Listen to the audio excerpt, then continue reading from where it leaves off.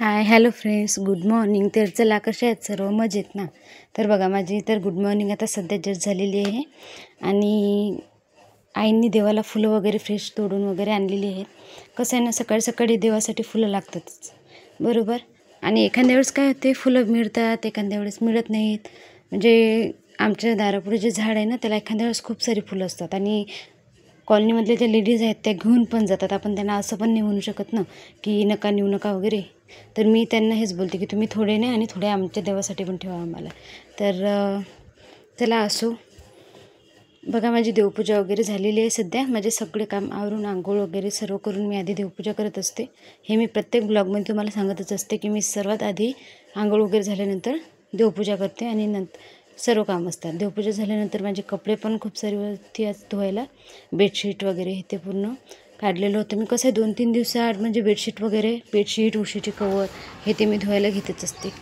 तर माझे कपडे वगैरे आता सध्या जस्ट धुवून झालेले आहेत, बघू शकता.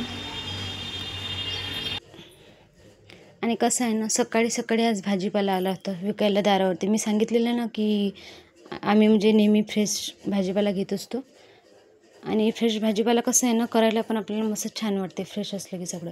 तोपर्यंत एका साईडला मी भाजीपाला वगैरे धुवून घेतला आणि एक साईडला मी चहा ठेवला होता. चहा वगैरे होईपर्यंत तिकडे माझा भाजीपाला वगैरे धुवून होतो आणि इकडे माझा चहा तयार होतो. कसं आहे, मला चहा घ्यायलाच 10 वाजतात. मी प्रत्येक ब्लॉगमध्ये हे सांगत असेल, चहा घ्यायला 10 वाजतातच. सकाळची धावपळच एवढी असते ना, त्याच्यामध्ये चहा घेणंसुद्धा होत नाही. आणि तशी पण मला आधीपासून सवयच नाही की मी सकाळी सकाळी उठल्याबरोबर चहा कधी घेतला असेल म्हणून. जेव्हापासून मला म्हणजे समजते ना तेव्हापासून. तसं पण इतक्या सकाळी सकाळी चहा घेणं शरीरासाठी पण खूप घातक असतं. त्याच्यामुळे मी सकाळी नेहमी कोमट पाणी आणि त्याच्यात हळद किंवा कोमट पाणी त्याच्यामध्ये सहज असं माझं रुटीन असतं सकाळचं. आणि सगळे काम वगैरे आटपून झाल्यानंतर नाश्ता वगैरे केला, मी चहा वगैरे घेतला. आणि तेवढ्यामध्ये काय झालं माहिती आहे का, आमच्याकडे आज सर्वे करणाऱ्या मुली आल्या होत्या अमरावतीवरून, मेडिकल कॉलेजमधल्या. तर त्यांच्या तिकडे गप्पा चाललेल्या होत्या आणि इकडे मी माझा भाजीपाला वगैरे निवडून वगैरे घेतलेला आहे. छानपैकी स्वच्छ धुवून निवडून वगैरे घेतलेला आहे.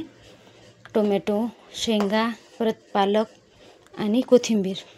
आणि एक साईडला मम्मा मला डाळ, म्हणजे आज कसं आहे ना, आज डाळ पालकच करायची होती. त्याच्यामुळे मम्मा मला डाळ काढून देणार होती. मम्मा डाळ वगैरे काढून दिली. मी कोथिंबीर वगैरे निवडून फ्रीजमध्ये ठेवून दिलेली आहे. एक साईडला मी माझं पालक वगैरे छानपैकी मस्त कापून वगैरे घेतलेलं आहे. आणि आमच्या मम्मीला कसं आहे, ब्लॅक टीच लागतो.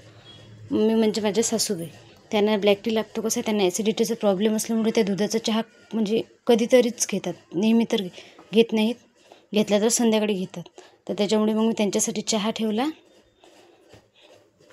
आईंना चहा वगैरे करून देते म्हटलं, नंतर परत बाकीची कामं करते. कारण की सकाळची धावपळ जेवढी असते ना, त्याच्यामध्ये होत नाही. मम्मा तरी सकाळी लवकर उठते, त्याच्यामुळे आईचं होऊन जाते. तर आईला एकाकडे मी चहा वगैरे काढून दिला आणि नंतर मग मी घेतलं डाळ पालक लावायला. डाळ पालक लावली, त्याच्यासोबत राईस.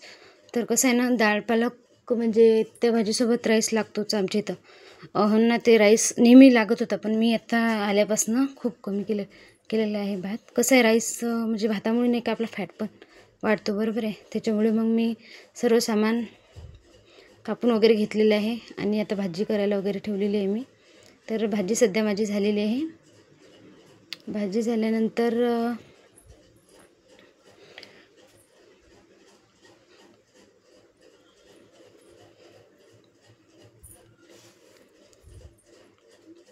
भाजी वगैरे आत्ता माझी करून झालेली आहे. आणि त्याच्यामध्ये काय झालं होतं ना, आज आमच्या दारावर सकाळी सकाळी तो काय म्हणतात ना, त्याच्याकडे सर्व भांडे वगैरे असतात, म्हणजे विकायला आले होतं. त्यामध्ये मला गुल्लक हवा होता. गुल्लक कशासाठी हवा होता मला, की माझी चिल्लर पैसे असतात ना, नेहमीच तिथं पडलेले असतात. मग म्हटलं आईला, मी खूप दिवस सांगितलेलंच होतं की आई, जर दारावरती तो जर माणूस आला, म्हटलं कदाचित तो व्यक्ती जर आपल्या दारावर, तर आपण एक गुल्लक माझ्यासाठी घेऊन ठेवा. तर आज सकाळी मम्माने माझ्यासाठी गुल्लक घेतलेलं आहे आणि तोपर्यंत म्हणजे स्वयंपाक तयार झालेला आहे. बघू शकता तुम्ही. डाळ पालक केली, परत राईस टाकला आणि चपात्या. ठीक आहे, तर या फ्रेंड्स जेवण करायला. चला तर भेटूया नेक्स्ट ब्लॉगमध्ये. बाय.